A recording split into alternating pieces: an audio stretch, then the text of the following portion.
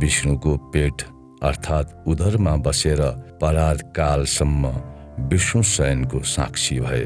शुक्राचार्य शिवजीको पेटमा पसे जस्तै त्यस संसारभित्र पनि उनले बाहिरी संसार जस्तै देखे।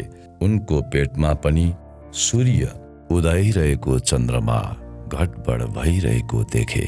अनेकौं ब्रह्माण्डमा देवी देवता तथा तिनीहरू अनेकौं जरुरत कार्यहरू गरिरहेका थिए। त्यही ज्ञानद्वारा शुक्राचार्यले सदा अमर हुने सञ्जीवनी ज्ञान प्राप्त गरे। विरूपाक्ष वंशी कल्की पुराण पेज नम्बर 42 मार्कण्डेयजीले देखेको प्रलय पछिको सृष्टि सारको शीर्षकमा, हे मुमुक्षार्थी, अति सौम्य शौनकजी सबैभन्दा पहिले आदिकालदेखिका नारायण सहस्त्रनामी श्री मार्कण्डेयको रहस्य बताउँछु, सावधान भएर सुन्नुहोस्। भगवान नारायणको हातमा रहेको पृथ्वी र औँलाको चाल शक्तिले गतिमान हुने विष्णुको हातमा यो सूक्ष्म आत्माको डल्लो रूपी पृथ्वीको कणकणमा व्याप्त छ। यो कण यही ब्रह्माण्डमा परमाणु, उपपरमाणु तथा केशतन्त्र डोरीमा गुजुल्किएर कपालिनी स्वरूप सदा विद्यमान रहन्छ। परमाणुको आयु जति छ त्यति नै कालसम्म जीवित रहनेवाला वरदानी मार्कण्डेय ऋषि सानैमा समाधि प्राप्त गर्ने महान नचिकेत स्वरूप गोरख उनै नाथ दुर्गा सप्तशतीमा स्पष्ट उल्लेख भएको देखिन्छ। सती शिवाको वरदान प्राप्त अमरनाथ ती मार्कण्डेयको परिचय साङ्केतिक रूपमा अनेकौं पुराणमा चिरञ्जीवीको रूपमा रहेको छ। मार्कण्डेयले अमृत प्राप्त गरेका थिए भने शुक्राचार्यले सञ्जीवनी विद्या लिएका थिए। ती सबै तिनै महान त्रिनेत्रधारी शिवजी विष्णुको हृदयमा बस्दछन्। जसरी परमाणुमा न्युक्लियस हुन्छ त्यसै गरी उनले तारा चन्द्र समान चम्केको देखे। त्यही अनुभवबाट अनन्तलाई ठिक गर्ने सुतजी मार्कण्डेयजीको कथनलाई अघि सार्दै भन्दछन्। पूर्वकालमा जब महाप्रलय भयो तब चारैतिर केवल अन्धकार मात्र थियो। सबै तारा ग्रह पिण्डादि धूलकण समयविहीन शिवशक्तिमा निहित थियो। समय बन्द थियो। सम्पूर्ण खगोल नै शान्त शून्य थियो। ब्रह्माण्ड निष्क्रिय जस्तो ध्यानमा थियो। तब एक दिन परब्रह्मले पुनः सृष्टि गर्ने इच्छाको कारण रूप प्रकट गर्ने उद्देश्यले तन्मात्रा, रूप, शब्द, आवाजको रूपमा विस्फोट भयो। त्यसमा उनले खगोल देखे, पुरा ब्रह्माण्ड सृष्टि गरे। उनले भने, मैले अनेकौं ब्रह्माण्ड मर्दै गरेको, चल्दै गरेको तथा भर्खरै बन्दै गरेको देखे। वास्तवमा मार्कण्डेयजी कहाँ थिए त भन्दा हाफ पार्टिकलमा थिए। उनले बाँकी रहेको अर्को पार्टिकललाई हेरिरहेका थिए। अझै स्पष्ट भन्दा मार्कण्डेय एन्टिम्याटरमा थिए। उनले विष्णु रूपी म्याटरलाई हेरिरहेका थिए। त्यहाँ न्युट्रोन रूपी बिन्दु माधव महाकाललाई देखिरहेका थिए। शब्द आकाश, रस पानी, स्पर्श वायु, रूप अग्नि र गन्ध पृथ्वी समुदायसँगै मूल बल शक्ति प्रकृतिको उदय भयो। परब्रह्मले स्वयंबाट नै पुरुष र प्रकृतिको रूपमा दुई भागमा विभाजन गरी कालको सहायताले दुवैलाई संयुक्त गरी महत्त्व पैदा गरे। समय, काल, स्वभाव, कर्म युक्त संयोगबाट अहंकार रूपमा परिणत भयो। अहंकारले यो संसार त्याग्न सकिन्न। त्यसको ग्रहण र अहंकारको गुण भेदबाट सत्व, रज र तम अनुसार ब्रह्मा, विष्णु र शङ्करको रूपमा प्रकट भए। सबैभन्दा पहिले अहंकार तत्त्वबाट त्रिगुण अर्थात् इलेक्ट्रोन, प्रोटोन र न्युट्रोन सूक्ष्म परमाणुहरूमा पनि देखा परे। त्यस्तै पञ्चायन देवताहरू पञ्चमहाभूत स्वरूपमा आकाशमा रहे। त्यसपछि ब्रह्माजी कमल रूपको फूल रूपी त्यो ब्रह्म संसारमा स्थित रहे भने आधार स्तम्भ मुनिमा विष्णु स्थित भए। त्यसपछि माया स्वरूपमा त्यो संसार अनेकौं लोकालोक निवासी चर अचरहरू परब्रह्मबाट उत्पत्ति भएका ब्रह्मा, विष्णु, शिव शङ्कर समेत मायाको वशमा परे। त्यही मायाबाट जसले पार पाउँदछ उसैको जन्म सार्थक हुन्छ। त्यस्तालाई तत्त्वज्ञानी भनिन्छ। जीवको मनरूपी इन्द्रियलाई राहु रूपी बुद्धिले नियन्त्रण गर्दा मनुष्यले संसारमा अनेकौं दुःख सुख भोग गर्दै 84 लाख योनिमा घुमिरहन बाध्य पार्दछ। यो मन नै भोग र मुक्तिको प्रथम सिंढी हो। यसको एकमात्र उपाय विष्णु भाव भएकाले मनलाई वशमा राखेर निरन्तर भक्तिमा लगाउनाले संसारिक बन्धनबाट मुक्ति मिल्दछ। यही कुरा श्री शुकदेवजीले राजाहरूलाई बताएपछि उनीहरू निर्धक्क भएर आफ्ना राज्यमा गए।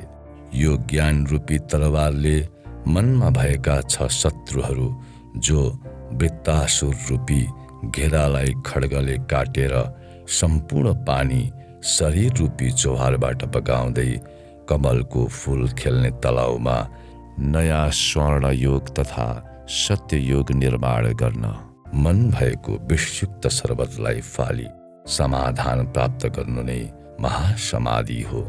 महान समाधानको ज्ञानबाट सन्तुष्ट हुँदै युवराजहरू आफ्ना राज्यमा गएपछि सम्बलपुरी निर्माणका लागि इन्द्रले विश्वकर्मालाई अराए। विश्वकर्माबाट निर्मित सम्बलपुरी अर्को अमरावती सो सरह अत्यन्त आकर्षक शहरको रूपमा कान्तिमान भयो। त्यसपछि सम्बलपुरी राजधानीमा राजसूय यज्ञको आरम्भ गर्न विष्णु यश पुत्र भगवान श्री कल्की बौद्धहरूलाई लक्षित गर्दै विदेशमा उनीहरूलाई सम्झाउन दूत पठाए। तर बौद्ध राजाहरू सम्बलपुरी राज्यलाई मान्यता नदिने भन्दै युद्धको लागि उद्यत भए। विम्रूपाक्ष वंशी कल्की पुराण पेज नम्बर 45 मा उल्लेखित भगवान कल्कीले विभिन्न क्षेत्रहरूमा गरेको युद्ध ज्ञान भन्ने शीर्षकमा अब हामी हरि क्षेत्रमा बसेर मार्कण्डेयजी सुरथ ऋषिलाई सजग गराउँदै भन्दछन्, त्यसपछि यो पृथ्वीलाई जगडमा राखेका ती बुद्धहरूसँग युद्ध गर्न तयार भए। भगवान कल्की सेनासहित त्यहाँ गए जहाँ म्लेच्छ अर्थात् विधर्मीहरूले ईश्वरीय सत्तालाई मान्दैनथे। शरीर रहउन्जेल मात्र जीवनको अस्तित्व हुन्छ, त्यसपछि सबै माटो मात्रै हुन्छ भन्ने उनीहरूको अनिश्वरवादी सङ्घको घोर घमासान युद्धमा बौद्ध राजहरूको मृत्यु वर्णन श्री कल्की पुराणमा सविस्तार सहित उल्लेख गरिएको छ। विशाखायुप कवि प्राज्ञ सुमन्त्रक गर्ग्य वर्ग्य विशाल र अपधहरूले म्लेच्छहरूलाई यमलोक पुर्याउँदै गरेको देखेर कोपतरीमा ककाक्ष काककृष्ण आदि शुद्धोधन साथै अन्य बौद्धहरू सनातनहरूसँग यस भूमण्डलमा घोर युद्ध भयो।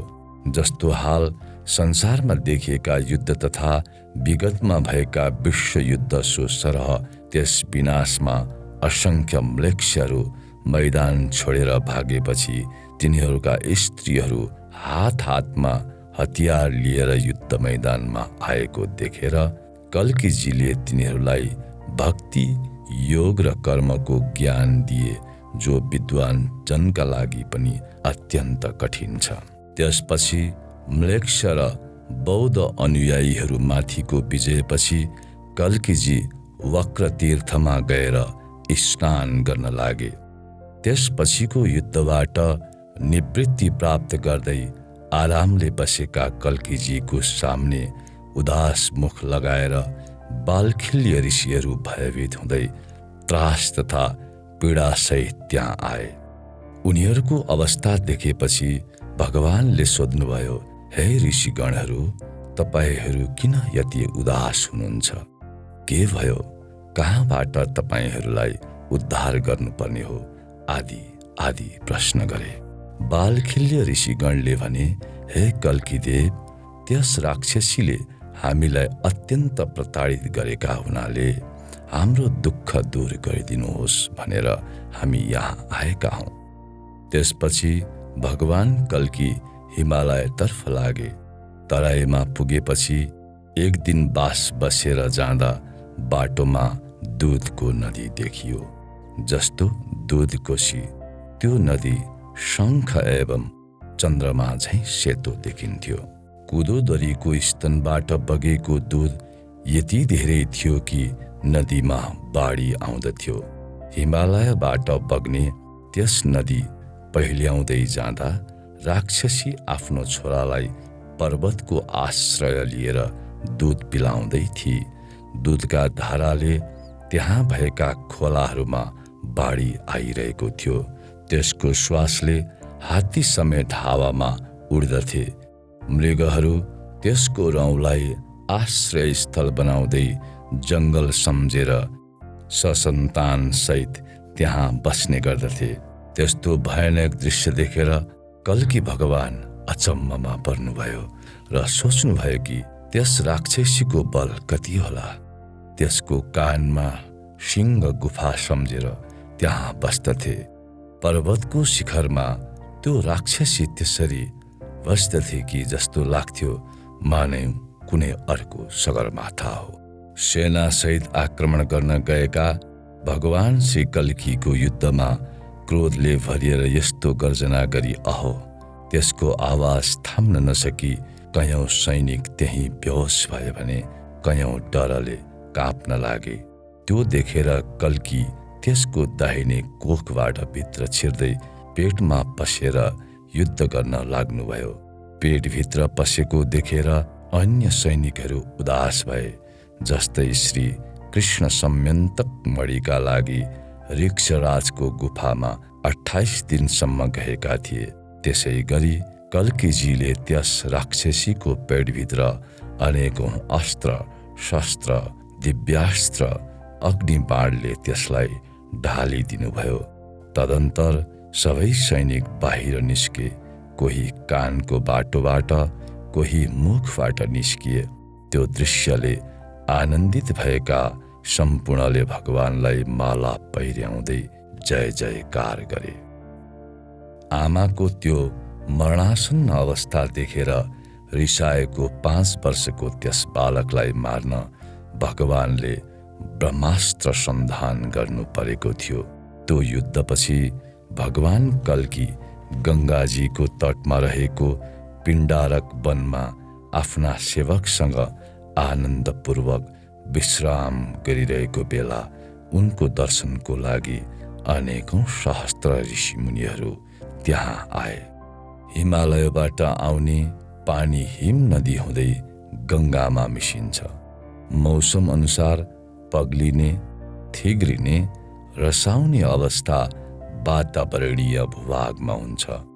कलियुगको सन्धिकालमा राक्षसी गतिविधिको कारण आम रूपमा वातावरणको सन्तुलन विनाशले उचाइसम्म ओजन तह नै छेड्ने गरी भइरहेको प्रलय देखिरहेका छौँ।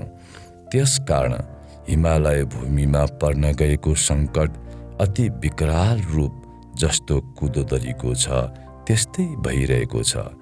हिमालय रेन्ज भनेको नै सम्बलपुरीको शिर हो। त्यसको असरले मानिसको शिर खलबलिएको हुन्छ।